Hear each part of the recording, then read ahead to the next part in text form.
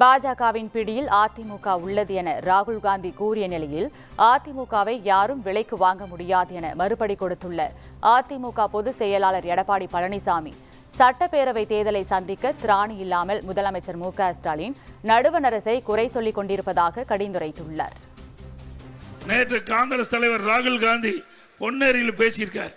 பாஜக பிடியில் அதிமுகவில் தான் அப்படியா இருக்கிறோம். திரு ராகுல் காந்தி அவர்களே, நீங்க அகில இந்திய தலைவராக இருக்கிறீங்க, அகில இந்திய கட்சியில் இருக்கிறீங்க, இன்னைக்கு நாடாளுமன்ற கட்சியுடைய காங்கிரஸ் தலைவராக இருக்கிறீங்க. அதிமுக யாருக்கு அடிமை இல்லை. எந்த காலத்தில் எங்களை வேலைக்கு வாங்க முடியாது.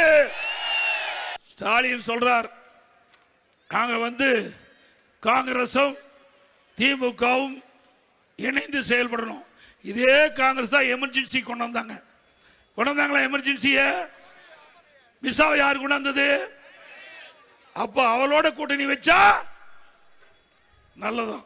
காங்கிரஸ் திமுக கூட்டணி வச்சா எந்த தவறும் இல்லையா. அதே அதிமுக பாஜக கூட்டணி வச்சா மதவாத கட்சி. நல்லா சிந்திச்சு பாருங்க. எங்களை பொறுத்த வரைக்கும் நாடாளுமன்றத்தில் நாங்கள் கூட்டணி வைக்கல, வச்சோமா? ஆனா திராவிட முன்னேற்ற கழகத்தை பொறுத்த வரைக்கும் ஆட்சி அதிகாரம் இல்லாத ஒரு நாள் கூட இருக்க மாட்டாங்க. குடும்பத்தை சேர்ந்தவர்கள் அவள் குடும்பத்துக்காக கட்சி நடத்துறாங்க. அதிமுக மக்களுக்காக கட்சி நடத்தி கொண்டிருக்கிறது.